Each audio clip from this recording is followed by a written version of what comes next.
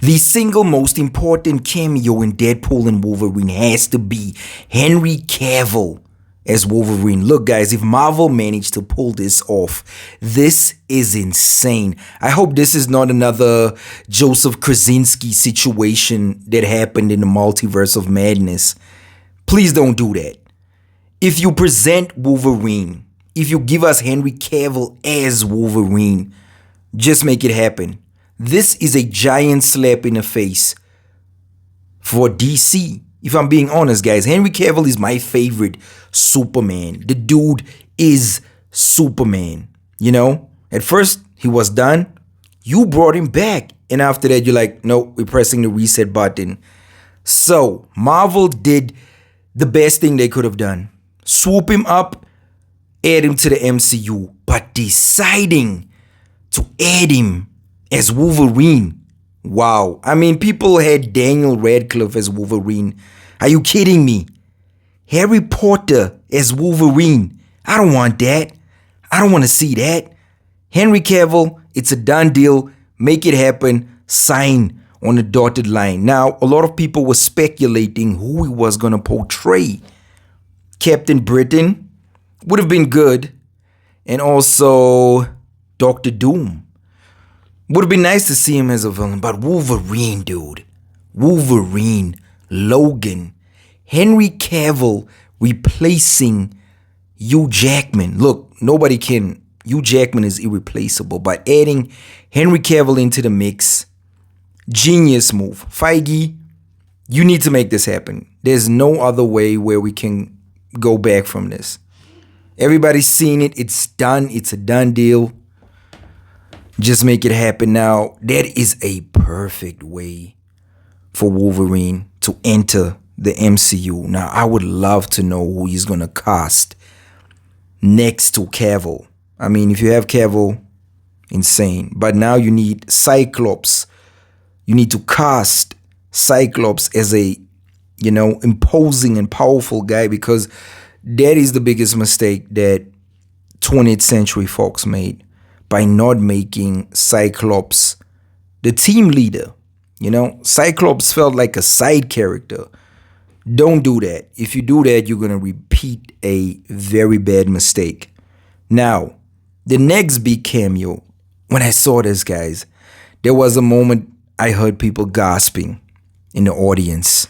Chris Evans, we didn't see at first who he is portraying, but everybody's mind went to Cap. I mean, obviously, the guy embodies Captain America. I was expecting him to say Avengers Assemble, but I also forgot that this guy was Johnny Storm in Fantastic Four, directed by Tim Story. The first movie was fantastic. He was brilliant in it, but I don't think he fit the movie that well. So when he moved over to Captain America, it was effortless. Now, with Fantastic Four, the second movie was horrible. Rise of the Silver Surfer, I wish I can unsee that movie. It was terrible. It was horrific. Now, we also have a bunch of other cameos, notably Jennifer Garner as Elektra. I'm going to be honest, I liked Daredevil, her opposite Ben Affleck. That was a okay superhero movie, but I've never seen her solo movie. And that's just me being honest, because I never felt that there was something there about the character that pulled me in. That might be the weakest cameo for me personally. But then Channing Tatum shows up as Gambit. Now, they've teased his solo movie for years, and it just never happened. So the fact that he makes an appearance here, I feel is justice. He's absolutely funny. He's hilarious as Gambit. And the accent, oh man, there's so much comedic relief with Channing Tatum as Gambit. Maybe he might get the role. I don't know if the MCU, will make him a part of the new X-Men that they've mapped out. Cavill must be included, But he definitely got what he promised for so many years, and it was great to see him in this role. We also had Daphne Keane, X-23, returning from Logan. So she's all grown up now. I'd much rather see her in this than The Acolyte. I'm actually happy that she was in this movie so that she could erase my memory from what happened in The Acolyte, because that was terrible. So X-23, brilliant. And especially when she takes out the glasses. Fantastic. Now, the Blade movie, Mahershala Ali. That movie has been stuck in development hell for a while now. So I was very surprised to see Wesley Snipes show up in this movie. And it was a welcome surprise for me, guys, because I absolutely love Wesley Snipes as Blade. In actual fact, Blade was the first R-rated movie that I went to see at the cinema. Was the first movie. I wasn't supposed to see it. I just went in, and brilliant. The first movie is an absolute classic. It came out in 1998. Stephen Dorff, brilliant. Deacon Frost, that was a revolutionary movie, and I still couldn't believe that this was attached to Marvel. The Daywalker, brilliant. But I still think that Blade, the second movie, Del Toro, is an absolute masterpiece. That is the best Blade movie. I highly recommend that you watch that movie immediately. And to see Ryan team up again with Wesley Snipes is brilliant. And it's actually funny because in Blade Trinity, there was rumors that Ryan and Wesley had so much fights on set. It was a back and forth. It was just insane to get that movie done, because Snipes was, saying that Ryan is so irritating and all those things. But this is turning a frown upside down. The fact that they could team up again in this way, it's basically a full circle moment. And that's one cameo in the movie that made me really happy, And the post-credit scene, guys.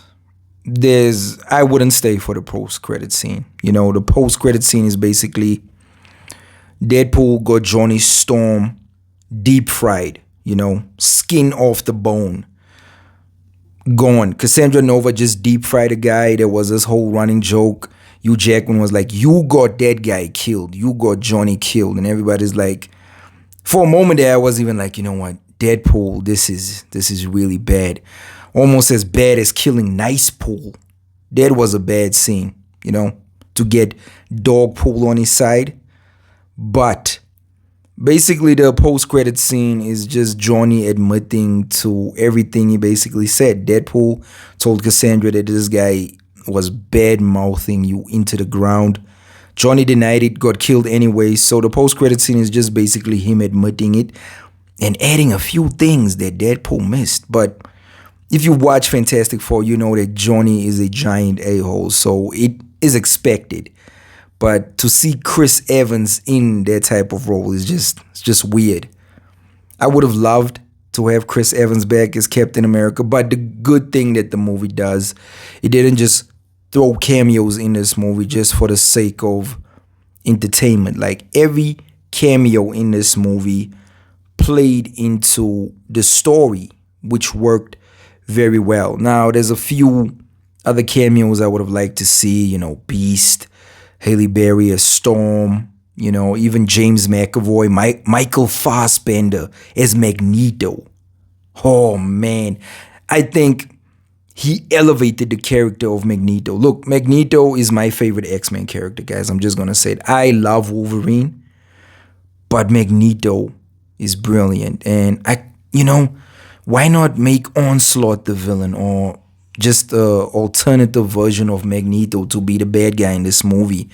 I would have went for that. Like I said before, Cassandra Nova is a weak villain, and yes, but also I would like to mention that a bunch of Easter eggs that I absolutely loved is the fact when Deadpool went searching for a Logan. There's a lot of good comic book references in there. I mean, you have Logan with the patch.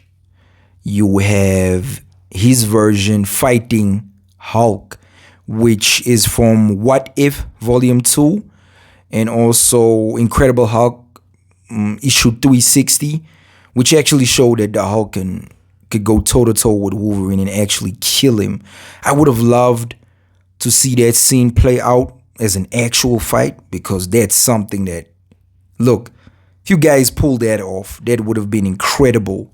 I mean, Hulk versus Wolverine, that would have been insane. And that brings me back to the fact that they shouldn't have made Hulk smart and wear glasses. I don't agree with that. I think that was a big mistake. I would have loved Hulk to be the Frankenstein monster that we all know and love. Smash Hulk, that version.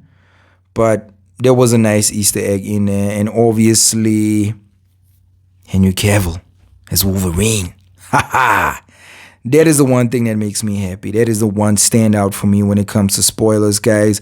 As for the rest of the things, I'm sure there's a lot more Easter eggs in there. I mean, 100 different versions of Deadpool, Baby Pool, Lady Pool, just a lot of pools. Dogpool is fun, and I mean, Dogpool is involved in a very disgusting scene. Very disgusting. And Nice Pool got murked. Absolutely murked. Yes, I hope there's an unrated version of this movie, guys, because I certainly feel like there's a lot of things that they cut out. I just have that feeling. Maybe we might be in for a treat as fans, something different, something, that they didn't show us yet. But that's it in a nutshell, guys. It's not a game changer. I know a lot of people are going to be disappointed when you get to the post-credit scene, but the movie is exactly what Marvel needed. They needed this movie. It's not part of a phase. It's just a phase. That's what Shawn Levy said. So I would love to see where we go from here, guys. Please let me know what you guys think about Deadpool and Wolverine. That's just a couple of the spoilers in the movie. I had to talk about them. I had to get them out of the system, because people are already spoiling everything online. So let me know, guys, what was your favorite part in Deadpool and Wolverine? What was the one moment that had you like, they actually did that? Don't forget to hit the like and subscribe button, guys. That's it for me. I will definitely catch you on the next video.